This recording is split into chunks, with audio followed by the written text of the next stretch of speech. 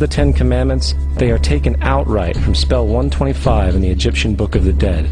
What the Book of the Dead phrased, "I have not stolen," became "Thou shalt not steal." "I have not killed," became "Thou shalt not kill." "I have not told lies," became "Thou shalt not bear false witness," and so forth. In fact, the Egyptian religion is likely the primary foundational basis for the Judeo-Christian theology. Baptism, afterlife, final judgment, virgin birth, death and resurrection, crucifixion, the Ark of the Covenant, circumcision, saviors, Holy Communion, Great Flood, Easter, Christmas, Passover, and many, many more are all attributes of Egyptian ideas long predating Christianity and Judaism. Justin Martyr, one of the first Christian historians and defenders, wrote, "When we say that he, Jesus Christ, our teacher, was produced without sexual union, was crucified and died and rose again and ascended into heaven, we propound nothing different from what you believe regarding those who you esteem sons of Jupiter." In a different writing, Justin Martyr said, "He was born of a virgin, except this in common with what you believe of Perseus." It's obvious that Justin and other early Christians knew how similar Christianity was to the pagan religions. However, Justin had a solution. As far as he was concerned, the devil did it. The devil had the foresight to come before Christ and create his characteristics in the pagan world. Fundamentalist Christianity, fascinating. These people actually believe the world is 12,000 years old. Swear to God. I actually asked one of these guys, okay, dinosaur fossils. He says, dinosaur fossils? God put those here to test our faith.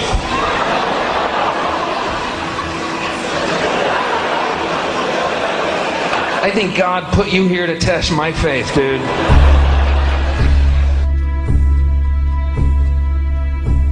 The Bible is nothing more than an astrotheological literary hybrid, just like nearly all religious myths before it. In fact, the aspect of transference of one character's attributes to a new character can be found within the book itself. In the Old Testament, there is the story of Joseph. Joseph was a prototype for Jesus. Joseph was born of a miracle birth. Jesus was born of a miracle birth. Joseph was of 12 brothers. Jesus had 12 disciples. Joseph was sold for 20 pieces of silver. Jesus was sold for 30 pieces of silver. Brother Judah suggests the sale of Joseph. Disciple Judas suggests the sale of Jesus. Joseph began his work at the age of 30. Jesus began his work at the age of 30. The parallels go on and on. Furthermore, is there any non-biblical historical evidence of any person living with the name Jesus, the son of Mary, who traveled about with 12 followers, healing people and the like? There are numerous historians who lived in and around the Mediterranean, either during or soon after the assumed life of Jesus. How many of these historians document this figure? Not one. However, to be fair, that doesn't mean defenders of the historical Jesus haven't claimed the contrary. 4 historians are typically referenced to justify Jesus' existence. Pliny the Younger, Suetonius, and Tacitus are the first 3. Each one of their entries consists of only a few sentences at best, and only refer to Christus or the Christ, which in fact is not a name but a title. It means the Anointed One. The 4th source is Josephus, and this source has been proven to be a forgery for hundreds of years. Sadly, it is still cited as truth. You would think that a guy who rose from the dead and ascended into heaven for all eyes to see and performed the wealth of miracles acclaimed to him would have made it into the historical record. It didn't, because once the evidence is weighed, there are very high odds that the figure known as Jesus did not even exist.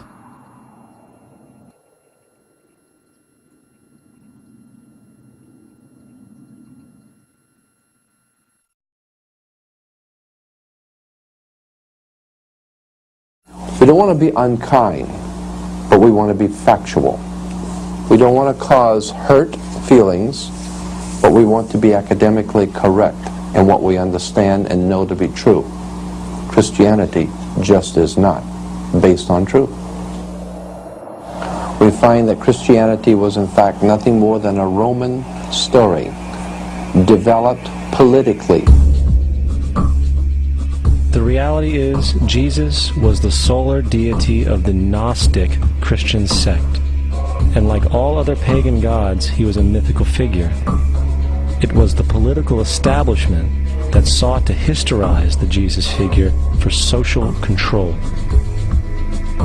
By 325 AD in Rome, Emperor Constantine convened the Council of Nicaea. It was during this meeting that the politically motivated Christian doctrines were established, and thus began a long history of Christian bloodshed and spiritual fraud. And for the next 1600 years, the Vatican maintained a political stranglehold on all of Europe, leading to such joyous periods as the Dark Ages, along with enlightening events such as the Crusades and the Inquisition.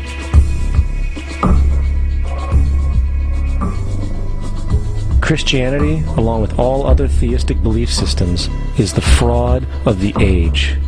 It serves to detach the species from the natural world, and likewise each other. It supports blind submission to authority. It reduces human responsibility to the effect that God controls everything, and in turn awful crimes can be justified in the name of a divine pursuit. And most importantly, it empowers those who know the truth, but use the myth to manipulate and control societies. The religious myth is the most powerful device ever created and serves as the psychological soil upon which other myths can flourish.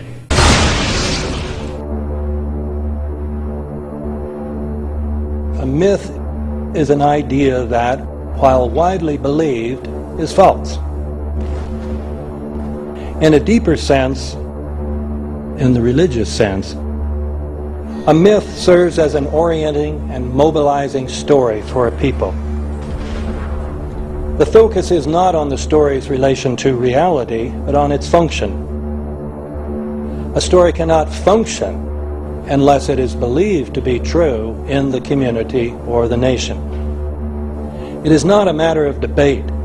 If some people have the bad taste to raise the question of the truth of the sacred story, the keepers of the faith do not enter into debate with them. They ignore them or denounce them as blasphemers. It is wrong, blasphemous, and sinful for you to suggest, imply, or help other people come to the conclusion that the U.S. government killed 3,000 of its own citizens.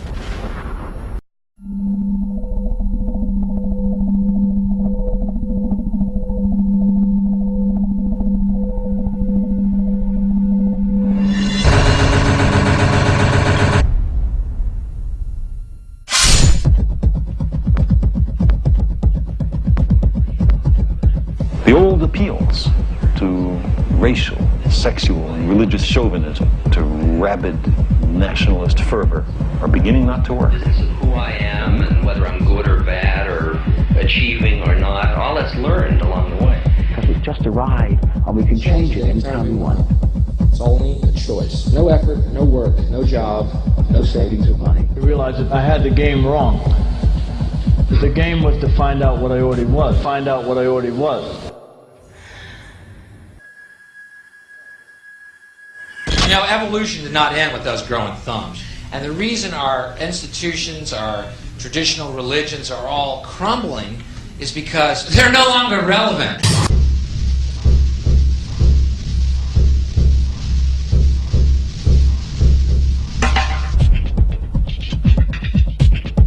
Kids will ask their parents, Dad, couldn't you see that war was inevitable when you produce scarcity? Power does what it wants. Power does what it wants. And now they're just more naked about it. Now they just put it right out front and say, this is what we're doing to you folks. And everybody's got a cell phone that makes pancakes, so they don't want to rock the boat.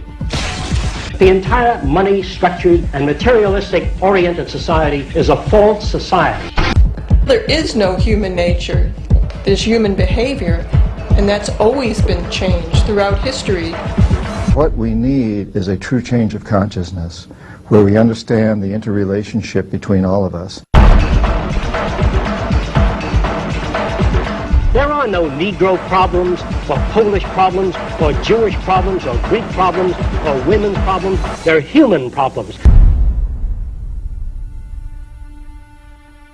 The society that we're about to talk about is a society that is free of all the old superstitions, incarceration, prisons, police, bankers, advertising, gone forever, because it's no longer relevant.